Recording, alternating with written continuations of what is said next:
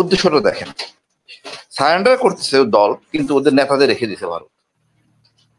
সন্টু লামার সাথে আমরা যেটা দেওয়ার করলো, পরবর্তীতে সরকার নেগোসিয়েশন করে করে একটা সিজফায়ার আসে বিএনপির সময়, এমন চরম কোণঠাসা অবস্থায়। আমি ব্যক্তিগতভাবে জানি মিজোরামের সব ক্যাম্প ধ্বংস হয়ে গেছে, জনগণ যা নিয়ে গিয়ে। আমরা জানি যে শরণার্থী ছিল আপনার ত্রিপুরাতে, আসলে না, শরণার্থী ত্রিপুরাতেও ছিল, ঠিক মিজোরামের এখানেও ছিল, আমাদের রিজার্ভ ফরেস্টে বসবাস করতো ওদের সাহায্যকারী হিসাবে, সব ফেরত চলে আসে। তো এই অবস্থা খুব একটা ভালো না, বেগতিক।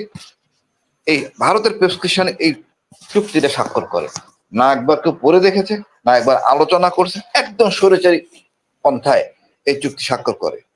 এখন পাহাড়ে অনেক জাতি বসবাস করে, তাদের স্বার্থ রক্ষা করা হয় নাই এই চুক্তিতে। আর তার প্রেক্ষিতে কিন্তু আপনারা দেখেন আজকে কুকিচিন সৃষ্টি, এরপরে দেখবেন অন্য অন্য জাতিগুলিও বুঝতে পারতেছে। আমার মনে পড়ে, দেলোয়ারে মনে থাকবে, পুজগাং মুখে একটা সাঁওতাল পাড়া ছিল, সেখানে একটা শান্তিবাহিনী সদর অফিসার ছিল লেফটেন্যান্ট বিজু। আমি তার 84 সাল 85 সালে আমার দেখা হয়েছে, কিন্তু তাকে ধরা সম্ভব হয় নাই, বেশ শক্তিশালী। এই শান্তিবাহিনী এই বিজুটাকে, এই সন্টু লামার দল এই বিজুকে মেরে ফেলে।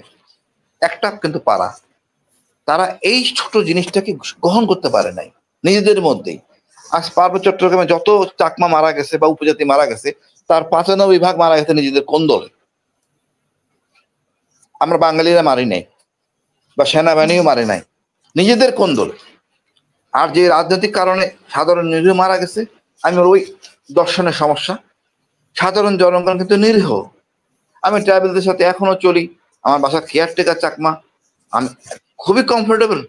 সমস্যা হলো কি আমাদের নেতাদের মধ্যে, আমরা নিজেরা এক না, আর আমাদের যে ট্রাইবাল নেতারা তারাও সুবিধা নিচ্ছে। কি করা যাবে, চাঁদার উপরে সবাই চাঁদাবাজ, সবাই চাঁদা তুলতেছে। আপনি ভাবলে অবাক হবেন, শুধুমাত্র নাইক্ষ্যংছড়ি উপজেলা কিছু অংশ ছাড়া সমুদ্রে পার্বত্য চট্টগ্রামে প্রতি দোকানদার, সিএনজি সবাই চাঁদা দেয়, কিন্তু সবখানে গোয়েন্দা আছে। একটা রিপোর্টও তারা পরিষ্কার করে না, বা এটা কি সমাধান তাও তারা পরিষ্কার করে না। আইনের দরকারে সংশোধন হবে, তারাই বিচার করবে, অসুবিধা নাই। বাট এইভাবে জোর করে চাঁদা নেওয়ার কোনো কারণ নাই। যে চাঁদার অংশ তারা পায়, টোটাল চাঁদার তার 80% কিন্তু বাঙালিই পেমেন্ট করে, ব্যবসা বাণিজ্য ওদের। তারপরে বলবো, দেখেন এই সরকার চুক্তি করে কি বড় অন্যায় কাজটা করছে।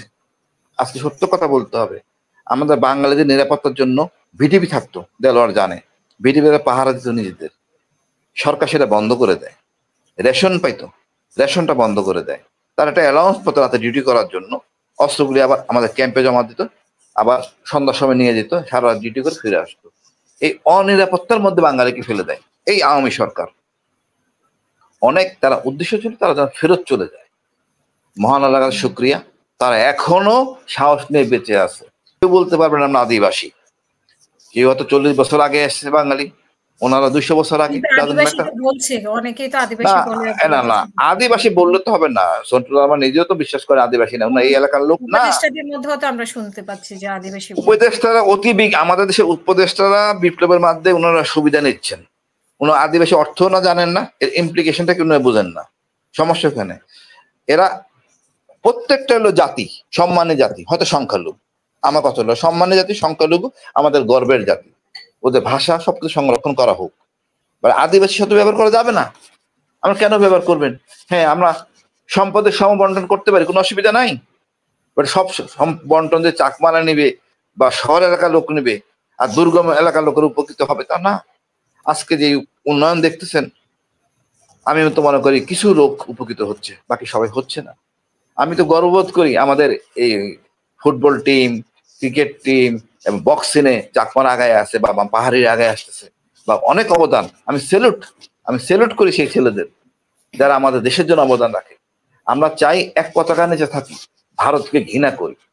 অন্যের কান পরাতে আমার উচিত না বোকামি করা, নিজের ভালোটা নিজের বুঝতে হবে। পাহাড়িদের এই জিনিসটা বোঝা খুবই দরকার। পাহাড়ি বলতে বুঝি আমি কিন্তু সবাই যারা পাহাড়ে বসবাস করে সবাই, এই ব্যাখ্যাটা পরিষ্কার করে নেওয়া উচিত। কিন্তু এখানে তো বাঙালি না না, এটা ভুল, ব্যাখ্যাটা ভুল। পাহাড়ে যে বসবাস করে বাঙালি হোক, চাকমা হোক, মারমুখ, সে পাহাড়ি। ভারত সম্বন্ধে কিছু বলার নাই। ভারত বেশি বুঝে, ও নিজের ট্রাবলে নিজের বিপদে নিজে পড়বে, আমি মত ব্যক্তিগত মনে করি। আপনার কি আমরা ওই জাতি কাজের এক। জন্যই আপনার কি এইটার জন্যই আপনাকে জুম করা হয়েছে যে যেখানে আপনি না না না, আমি দেখেন আপা, জেএমবি পার্বত্য চট্টগ্রাম ওদের মিশন ছিল একটা জেএমবি, উগ্রবাদী, একটা ধর্মীয় উগ্রবাদী দেখানো, সম্পূর্ণ এক্সক্লুসিভ ছিল ভারতের। প্রত্যেকটা পাওয়ার জেলের মধ্যে সিল মারা ছিল মেড ইন ইন্ডিয়া।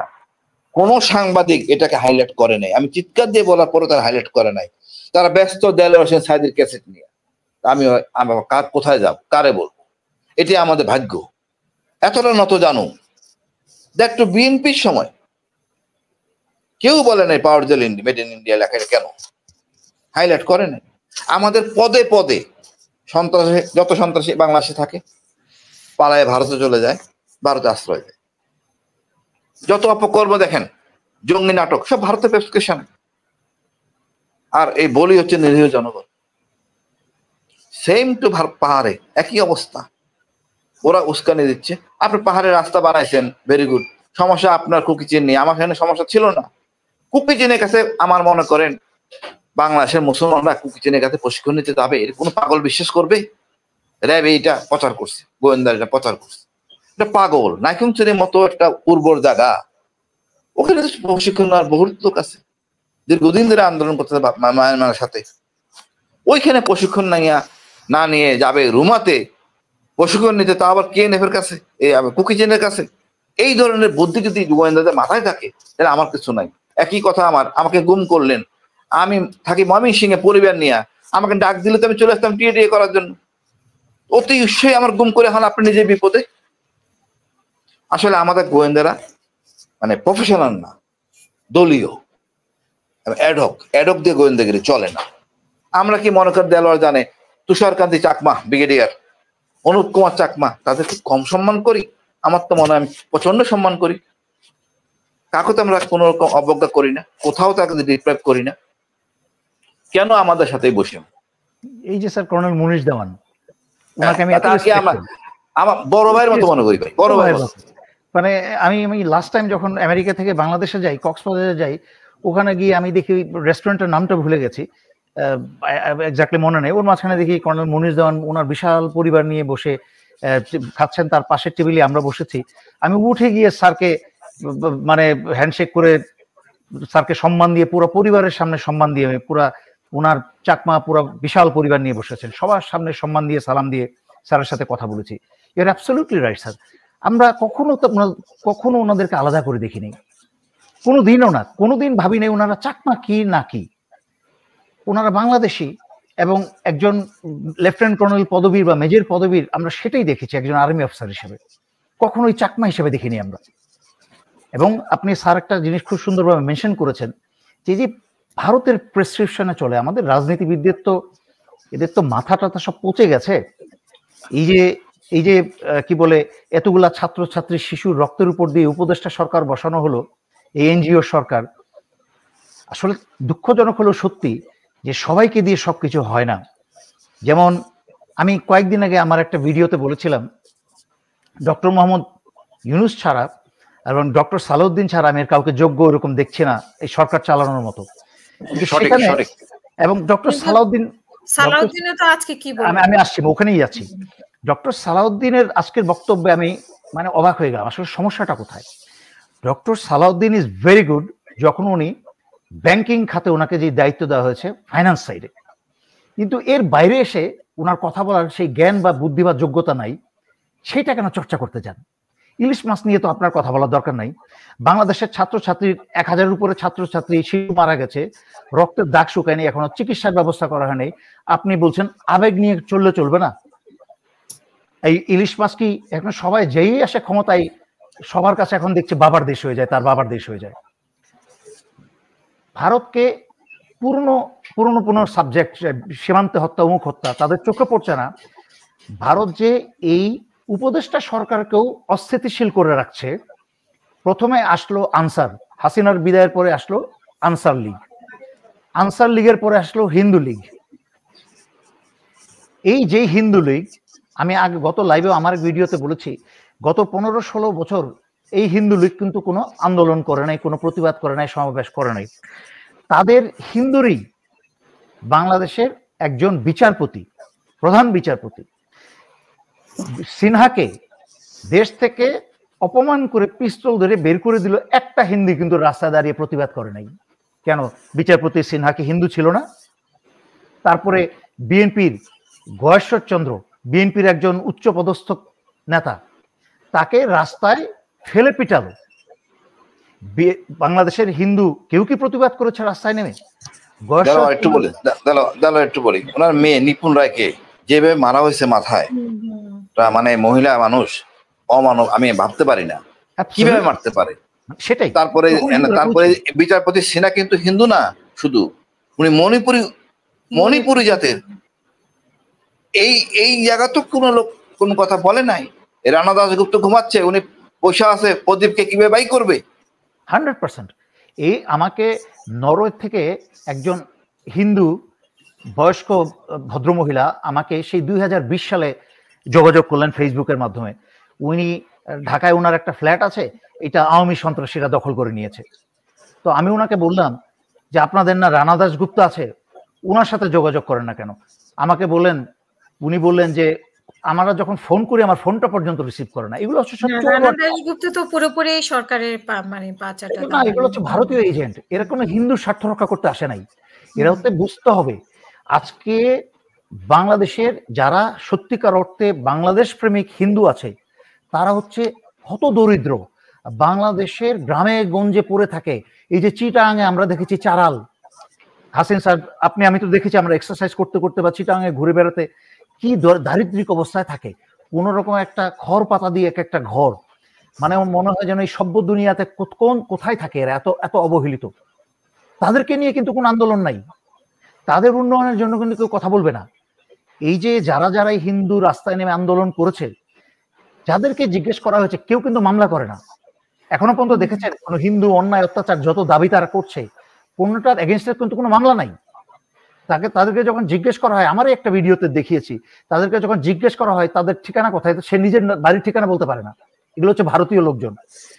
ভারতের ফর্মুলায় বাংলাদেশে অস্থিতিশীল পরিস্থিতি সৃষ্টি করতে হচ্ছে, এই হিন্দু লীগরা নেমেছে এখানে। কিন্তু বাংলাদেশের দেশপ্রেমিক সাধারণ হিন্দু যারা শান্তিপ্রিয় হিন্দু, এখনো পুঁজি করা হচ্ছে। মানে আপনি আমি সেজন্যই বলছি কথাটা বুঝতে হবে, কথাটার মাত্রাটা বুঝতে হবে। দোষটা কিন্তু শুধু তাদের না। স্যার একটু আগে হাসিন স্যার এটাকে স্পর্শ করে গেছেন বিষয়টা। বাংলাদেশের ধ্বংসযজ্ঞ, আজকে বাংলাদেশের পরাধীনতা, বাংলাদেশের নতজানু বাংলাদেশির হাহাকার, মনের চিৎকার, সকল কিছুর জন্য দায়ী আগে এই বাংলাদেশিরা, এই তথাকথিত রাজনৈতিক নেতারা, তথাকথিত সাংবাদিকরা। আজকে যখন সমস্ত ভারতে ইংরেজিতে চিৎকার করে করে প্রতিদিন 10টা 12টা 14টা চ্যানেল চিৎকার করে করে বাংলাদেশের বিরুদ্ধে মিথ্যা কথা বলে যাচ্ছে আন্তর্জাতিক মহলে, ইংরেজি গুড়া কিন্তু আন্তর্জাতিক দুনিয়াতে শুনছে। একটা কথা আছে না বাংলায়, 10 মিলে ভগবান ভূত। সারা পৃথিবীর মানুষ যখন এই ভারতীয় ইংরেজি মিডিয়া, ইংলিশ মিডিয়া চিৎকার করে, যখন এরা চিৎকার করছে বাংলাদেশ হিন্দু হত্যা করা হচ্ছে, মিথ্যা ছবি দেখাচ্ছে, ঘর বাড়িয়ে জ্বালিয়ে ফেলছে, আগুন হচ্ছে, তখন শুনতে শুনতে একসময় বিদেশিরা মনে করছে আসলে বিদেশে বাংলাদেশে এইভাবে হত্যা করা হচ্ছে। তখন বাংলাদেশের এই অশিক্ষিত অসভ্য মিডিয়াগুলা, যারা ইংরেজিতে তারা কোনো মিডিয়া কোনো পোস্ট করতে পারে না, তারা তাদের যে এটাকে কাউন্টার করার জন্য, ভারতের এই প্রোপাগান্ডাকে যে কাউন্টার করতে হবে, এই শিক্ষাটাই তাদের মাঝখানে নেই। এই মেজর দেলোয়ার এসে চিৎকার করছে, আমি প্রয়োজনে ইংরেজিতে টুইটারে গিয়ে আমি পোস্ট দিচ্ছি যে আন্তর্জাতিক মহলে সচেতন করার জন্য যে কি হচ্ছে বাংলাদেশে। বাংলাদেশের কোনো একটা সাংবাদিক বা কোনো মিডিয়া তথাকথিত মাশরুমের মতো, তো আওয়ামী আমলে, তো বিএনপির আমলেও এবং পরবর্তীতে আওয়ামী আমলে আরো রাজাকাররা কি বলে ভারতীয় সমস্ত দেশদ্রোহীরা যারা আছে সবাই যার যার মিডিয়া খুলে বসেছে। এতগুলো মিডিয়া কেউ কোনো সময় ভারতের এইসব প্রোপাগান্ডার এগেইনস্টে কাউন্টার কোনো কিছু প্রকাশ করেছে এখনো পর্যন্ত করে নাই। ইংরেজি 2-1টা নিউজ পেপার যারা আছে, তার মাঝখানে ডেইলি স্টারের মাহফুজ আনামি তো নিজেই তো একজন ভারতীয় এজেন্ট। 2009 সালে সশস্ত্র বাহিনীর, বাংলাদেশ সেনাবাহিনীর 57 জন অফিসারকে হত্যা করার পরে, বিডিআরে ভারতীয় র এবং হাসিনা মিলে হত্যা করার পরে এই মাহফুজ আনাম কিন্তু শেখ হাসিনার সাথে নয়াদিল্লিতে চলে যায়, গিয়ে হাসিনা কিন্তু দেশ বিরোধী এবং সশস্ত্র বাহিনীর হাতে হাত করা ডান্ডাবেরি পরানোর জন্য কতগুলো চুক্তি সাইন করে আসে। ওই চুক্তির পাশে সাইন করার সময় কিন্তু মাহফুজ আনাম নিজে দাঁড়ানো। এইসব মাহফুজ আনামরা এখন তথাকথিত ছাত্রনেতাদেরকে ডেকে ডেকে এখন তারা কি বলে এটাকে সংবিধান পরিবর্তনের মেডিসিন গুলাচ্ছে, খাওয়াচ্ছে। ঠিক আছে, তো এই যে বাংলাদেশের আজকে এত বড় ক্ষতিগুলা কারা করছে, যাদের উপর সাধারণ জনগণ দায়িত্বটা ছেড়ে দিয়ে মনে করে আমরা একটু নিশ্চিত হই এনাদেরকে যেহেতু বসিয়েছি, সেটা হোক আওয়ামী লীগ তো হিসাব থেকে বাদই দিলাম আমি, এরা বরাবরই সারা জীবনে দেশদ্রোহী দল ছিল, দেশ বিরোধী চলছিল। এই যে বিএনপি কে বসাবে, এই যে উপদেষ্টা মন্ডলীকে বসিয়েছে, আরে যাকেই বসাচ্ছে তারাই পরের দিন ভারত প্রেমী হয়ে যাচ্ছে।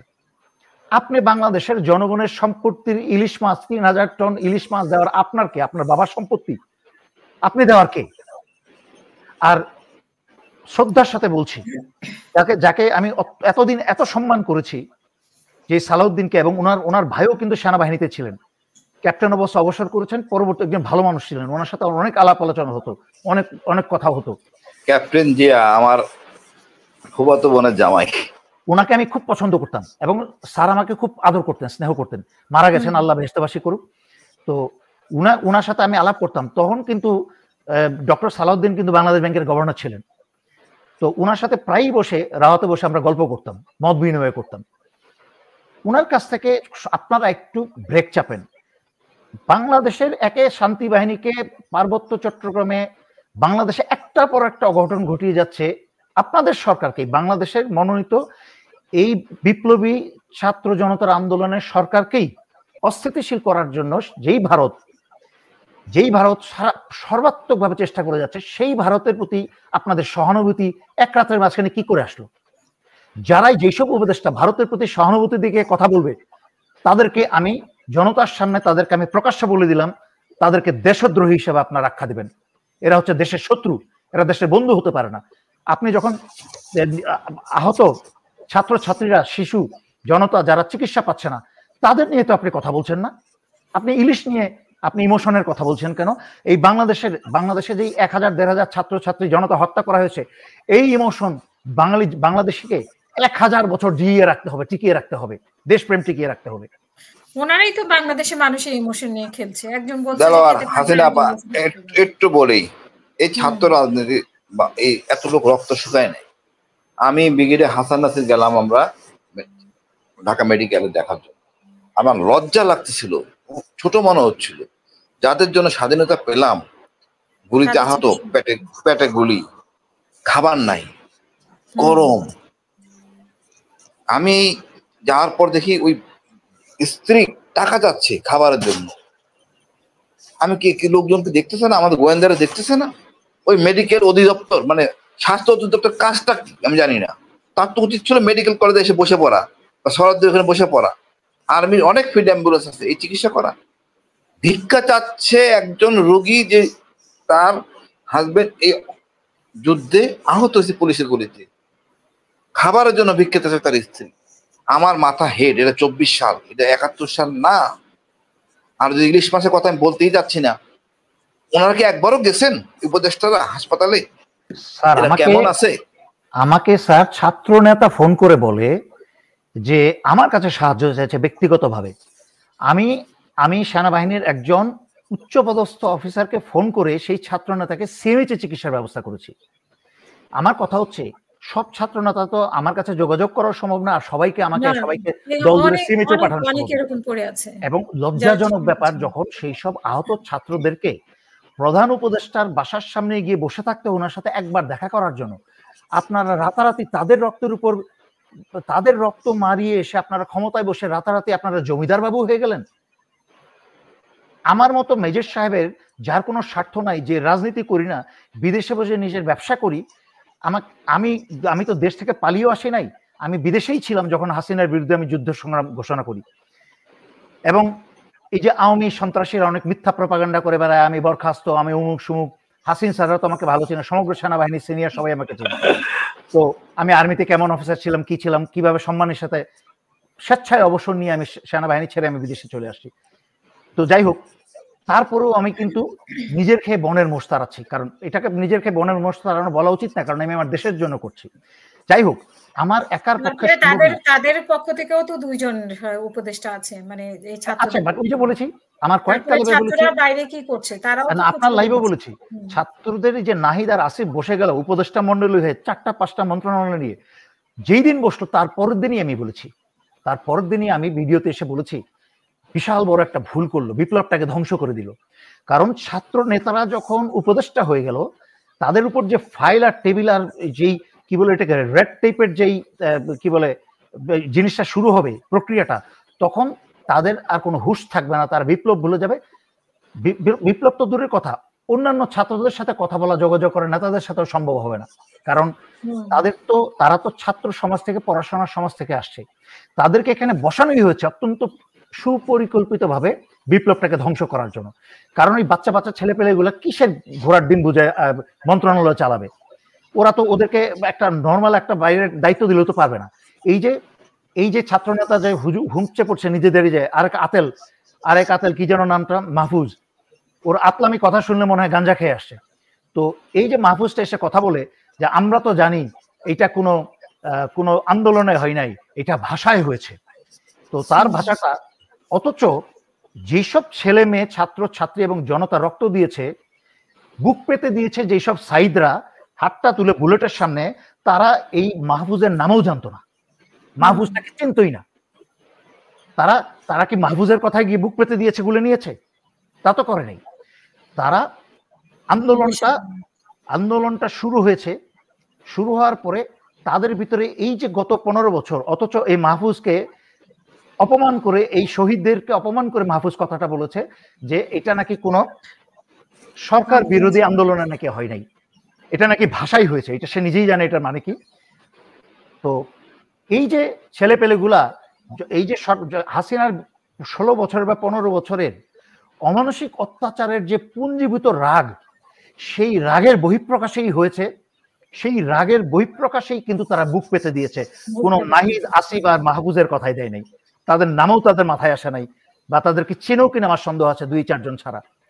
বুঝতে পারছে না ওই যে হিন্দু লীগের আন্দোলন তো বাদ দিলাম, পার্বত্য চট্টগ্রামে যা চলছে এগুলা নিয়ে কি চিন্তা করার মতো এদের কোনো ক্ষমতা বা যোগ্যতা আছে? বাকি সব বাদ দিলাম, এগুলোকে যে ট্যাকেল করতে হবে কিভাবে, যে কথাগুলো আমি ব্যাখ্যা করলাম, যে ভারতে ইংরেজিতে চিৎকার করে সারা দুনিয়াতে যে একটা মিথ্যা প্রপাগান্ডা করে যে তাদের পক্ষে একটা অ্যাওয়ারনেস তৈরি করা হচ্ছে, সচেতনতা তৈরি করা হচ্ছে বাংলাদেশের বিরুদ্ধে, এইটা নিয়ে চিন্তা করার কোনো যোগ্যতা আছে আসিফ নাহিদদের, মাহফুজদের? নাই। যেটা মেজর দেলোয়ার চিৎকার করছে, যেটা হাসিন স্যার এতক্ষণ ধরে ব্যাখ্যা করলেন, এই যে পার্বত্য চট্টগ্রামের মতো একটা জটিল এবং সেন্সিটিভ বিষয় নিয়ে এদের একটা সেন্টেন্স চিন্তা করার ক্ষমতা নাই, যোগ্যতা নাই। শিক্ষাগত যোগ্যতা তো বাদ দিলাম। এখন পাহাড়ে যেটা হচ্ছে সেটাও তো নিশ্চয়ই ভারতের একটা চক্রান্ত, এখানে আওয়ামী লীগের একটা চক্রান্ত আছে। আমি কেন বলছি, এই কথাটা উল্লেখ করছি কেন কথা থেকে কথা চলে যায়, যে খালি মনে করলে হবে না যে একটা দেশের সরকার বা এই যে উপদেষ্টা মন্ডলী আসছে, যে ছাত্রদের ভূমিকা কি, দুর্বল ভূমিকা এই জায়গায় সরকার, তাদের সরকারে বসা উচিত হয় নাই। তাদের উচিত ছিল বাইরের থেকে বিপ্লবী একটা সরকার গঠন করে এই সরকারকে, উপদেষ্টা সরকারের উপর নজর রাখা, এবং তাদেরকে যেখানে ভুল দেখবে তাদের একটাই কাজ, তাদের শক্তিটা কোথায়? তাদের শক্তিটা হচ্ছে ছাত্র জনতার একতার শক্তি। তাদেরকে কারা বসিয়েছে? তাদেরকে এর পিছনে অনেক কাহিনী আছে, আমি কখনো বলতে চাই মুখ খুলে, এগুলা বলতে গেলে হয় কি মানুষের মন ভেঙে যাবে। এই যে এই সরকার কাদের সরকার, আমি কয়েকটা লাইভে এবং আপনার লাইভেও ব্যাখ্যা করেছি যে ডক্টর মোহাম্মদ ইউনূসের সবচেয়ে বড় দুর্বলতা হচ্ছে কনফ্লিক্ট অফ ইন্টারেস্ট। উনি যেহেতু ওনার একটা সময় থেকে ওনাকে কিন্তু পশ্চিমারা ওনাকে নিয়ে নিয়েছেন, ওনার আদর্শটাকে নিয়ে কিন্তু পশ্চিমারা ওনাকে প্রমোট করেছেন, পশ্চিমার স্বার্থেই। পশ্চিমারা নিজেদের স্বার্থ ছাড়া এক কদম নড়ে না। যখন এর আগের বার 7ই জানুয়ারির নির্বাচনের আগে কিন্তু এই ডোনাল্ড লুরা এসে খুব লাফালাফি করলো কিছুদিন করে, তারা চাইছিল হাসিনাকে চাপের মুখে ফেলে তারা চীন থেকে দূরে সরিয়ে নিয়ে আসতে। কিন্তু আবার সেই ভারতের কথাই ডোনাল্ড লুরা কিন্তু আবার বাংলাদেশকে ভারতের হাতে তুলে দিয়েছিল। তাই কিন্তু হাসিনা ফুর্তিতে 7ই জানুয়ারি নির্বাচন করে ফেললো। তারপরে ডোনাল্ড ট্রাম্প দেখলো যে ভারতের কাছে দিয়ে তো চীনকে সরানো যাচ্ছে না, ভারতের নাকের ডগার উপর দিয়ে চীন কিন্তু সবই করে যাচ্ছে এবং তিস্তা প্রজেক্ট সবই করবে, কারণ হাসিনার হাতে টাকা নাই। চীনের টাকা ছাড়া হাসিনার সরকার চালানো এবং টিকানো এই ছাত্র আন্দোলন না হলেও ম্যাক্সিমাম 6 মাসের মাঝখানে অর্থনৈতিক ধসা হাসিনার ধস হতোই। এবং তার পরবর্তীতে ডোনাল্ড ট্রাম্প কিন্তু সরাসরি ঢুকলো। কেন আজকে এই সরকারে এনজিওরা বেশি? কারণ এটা হচ্ছে যুক্তরাষ্ট্রের সরকার। যুক্তরাষ্ট্রই কিন্তু সমস্ত প্ল্যান কষে, যেই যে আমরা বৈষম্য বিরোধী আন্দোলন যত কথাই বলছি, এর পিছনে অঙ্কটা কিন্তু চালিয়েছে যুক্তরাষ্ট্র। যুক্তরাষ্ট্র চালিয়ে কিন্তু ইউনিস সেন্টারেই এটা নিয়ে মিটিং হয়েছে। এই বৈষম্য বিরোধী আন্দোলনের আরো 8 মাস আগের থেকে ইউনিস সেন্টারে কিন্তু লাগাতার মিটিং হয়েছে। এখন প্রশ্ন করবেন আমাকে অনেকেই, যেখানে বাংলাদেশের এই এনটিএমসির টেলিফোন গোয়েন্দাগিরিতে এবং ডিজিএফআই এর এত কড়া নজরদারির উপরে, যেখানে সবার টেলিফোন ট্র্যাক করা হতো, গুরুত্বপূর্ণ ব্যক্তি সবাইকে ট্র্যাক করা হতো, ডক্টর মোহাম্মদ ইউনূসকে তো অবশ্যই ট্র্যাক করা হতো, সবকিছুতে ওনার বিরুদ্ধে 100-র উপরে মামলা। তাহলে এই মিটিং হলো কিভাবে? হয়েছে এই মিটিংগুলার শুরু করে এই মিটিংগুলার পর আস্তে আস্তে বৈষম্য বিরোধী আন্দোলন। কিন্তু তারপরে যেই এই বৈষম্য বিরোধী আন্দোলন যখন করেছে তখনও কিন্তু 9 দফাই দাবি দিচ্ছিল এই ছাত্র নেতারা। তাদের দাবি কিন্তু হাসিনার পতন না, ছিল না, মোটেই না। বিএনপির দাবিও গত 15 বছর হাসিনার পতন ছিল না। তারা 20 দফা, 25 দফা, 30 দফা নিয়ে আসছে। এই জন্যই হাসিনা বসে বসে হেসেছে, আরো মানুষ মেরেছে। একইভাবে এই ছাত্ররাও যারা আজকে ভণ্ডামি করছে, এই ছাত্ররা ছিল 9 দফা দাবি ছিল, তখন কিন্তু হাসিনার পতন ছিল না। হাসিনার পতন হয়েছে ছাত্র জনতার, কোন ছাত্র নেতার নির্দেশনা, ছাত্র জনতার 15 বছরের চাপা ক্ষোভের বহিঃপ্রকাশ, আর কিছু না। তো এই যে এনজিওতে কারা বসিয়েছে, এই প্রশ্নটা কিন্তু সবাই করেছে। যুক্তরাষ্ট্র বসিয়েছে। বাংলাদেশের এবং পৃথিবীতে সকল দেশে এই যে পার্বত্য চট্টগ্রামের প্রতি পাহাড়ে পাহাড়ে কিন্তু মিশনারিজ আছে। আমার চেয়ে 1000 গুণে হাসিন স্যার ভালো জানেন। এদের কামগুলোই হচ্ছে কি করে খ্রিস্টান বানানো যায়, খ্রিস্টান ধর্ম বানানো যায়, কি করে এদেরকে পশ্চিমা দিয়ে এদেরকে স্বাধীনতা করায় সাহায্য করা যায়, এদেরকে কিভাবে ওই লাইনে 2 নম্বর লাইনে দেশবিরোধী কাজে সাহায্য করা যায়। বাংলাদেশের এনজিও গুলা, যতগুলো এনজিও আছে, মনে আছে 11 সরকারের আশা ছিল জিল্লুর রহমান না কি যেন নামটা, এনজিও, এগুলো কিন্তু সব আমেরিকান ইমপ্ল্যান্ট। এবং এই যে এনজিও না, আমি বলছি 11 কথা। আর এখন হচ্ছে এই যে আদিলুর রহমান, রিজওয়ানা, উমুক সুমুক, সবাই হচ্ছে এনজিও, কাজের সিলেকশন। বর্তমানে অকুস্থলে বাংলাদেশের মতো একটা ভয়ঙ্কর পরিস্থিতিতে দেশ চালানোর যেই কোয়ালিটির দরকার তাদের, সেখানে পুঁথিগত বিদ্যা দিয়েই শুধু হয় না, সেখানে একটা বিপ্লবী চেতনার মতো একটা শক্তি, সাহস নিয়ে এবং ডিসাইসিভ রোল, মানে ক্যাপাবিলিটি আছে, মানে তড়িৎ সিদ্ধান্ত নেওয়ার ক্যাপাবিলিটি আছে, এরকম ব্যক্তিবর্গকে বসানো উচিত। যেমন পার্বত্য চট্টগ্রামকে নিয়ে যদি সমস্যার সমাধান করতে হয়, হাসিন স্যারকে পার্বত্য চট্টগ্রাম বিষয়ক সহ উপদেষ্টা হিসেবে নিয়োগ দেওয়া উচিত। কিন্তু দিবে না তো, দেশপ্রেম নাই তো, অঙ্ক চলছে, আমেরিকার নির্দেশে চলছে। এবং আমার ভয়টা হচ্ছে সেখানেই, এই যে নিউ ইয়র্কে উনি গেলেন, নিউ ইয়র্কে গেলেন, ভাষণ দিবেন, সব ঠিক আছে, মোদির সাথে তো ওনার দেখা করতে চাওয়ার দরকার নাই। মোদির নিজ ইন্টারেস্টে মোদি ওনার সাথে দেখা চাওয়ার জন্য রিকোয়েস্ট পাঠাক। আপনি কেন রিকোয়েস্ট করবেন মোদির সাথে দেখা করার জন্য?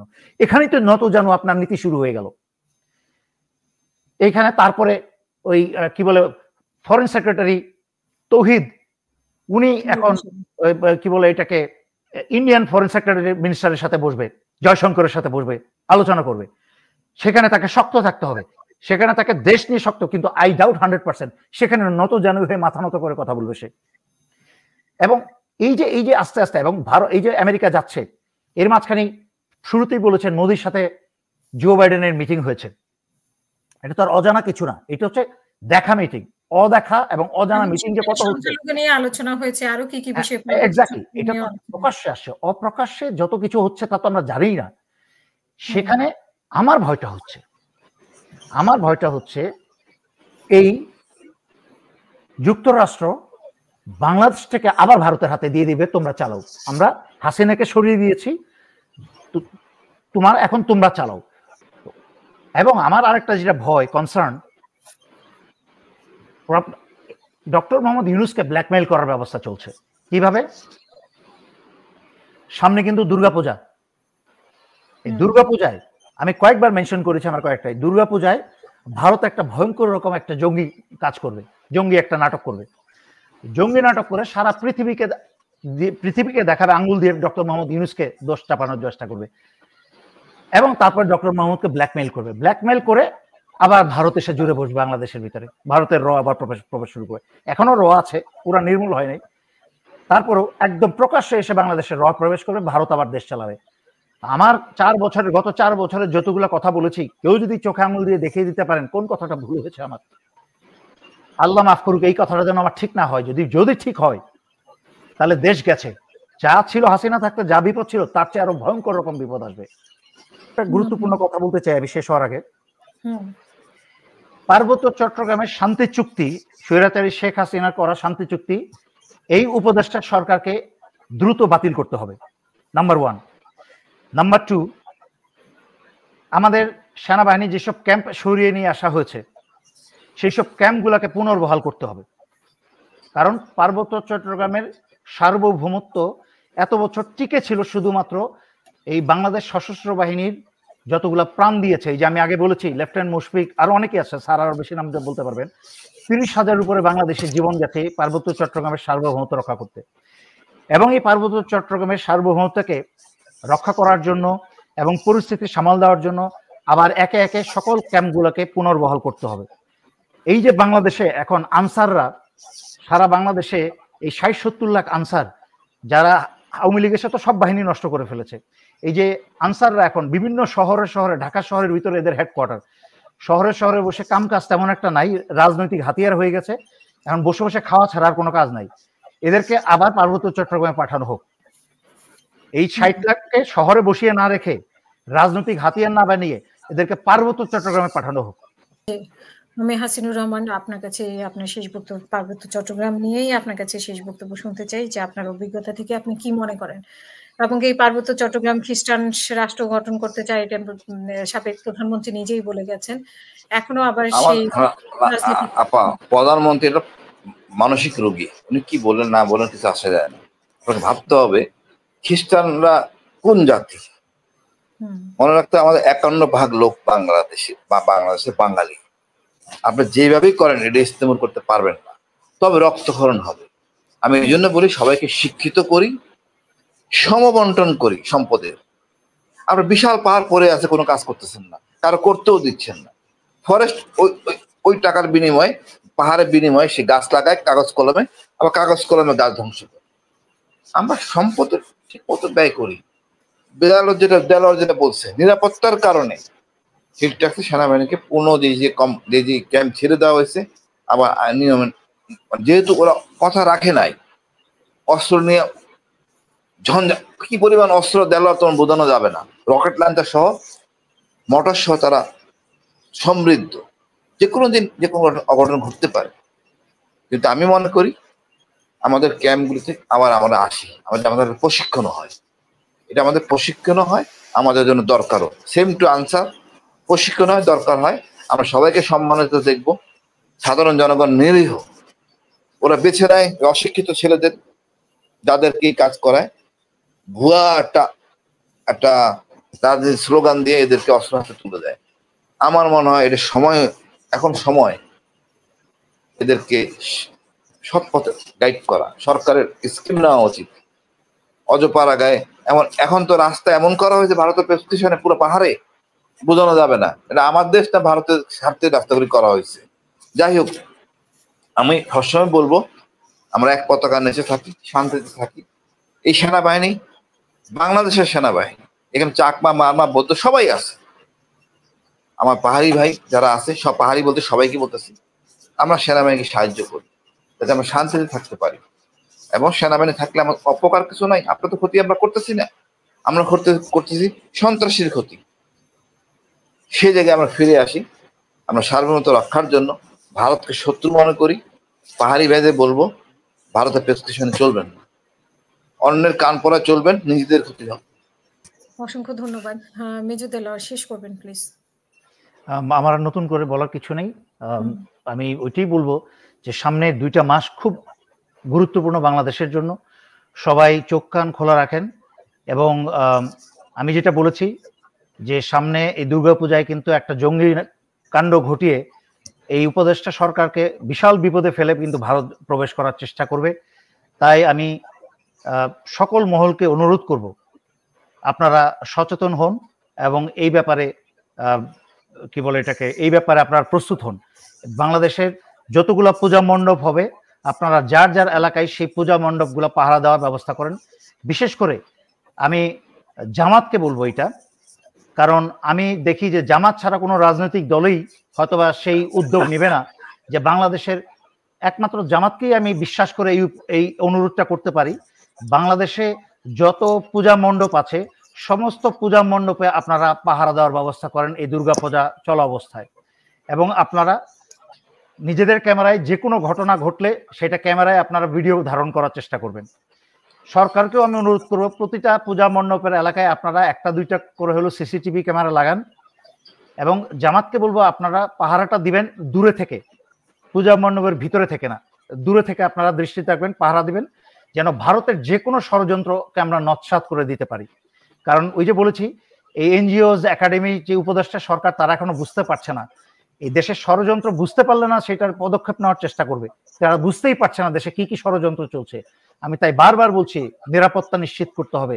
বাংলাদেশের নিরাপত্তা নিশ্চিত না করে কোনো কাজ সম্ভব না, এবং এই সরকার এবং এই দেশ আবার ধ্বংস হয়ে যাওয়ার সম্ভাবনা বিশাল যদি নিরাপত্তা নিশ্চিত না করা হয়। এই বলে সবাইকে ধন্যবাদ জানিয়ে আমি বিদায় নিচ্ছি। অসংখ্য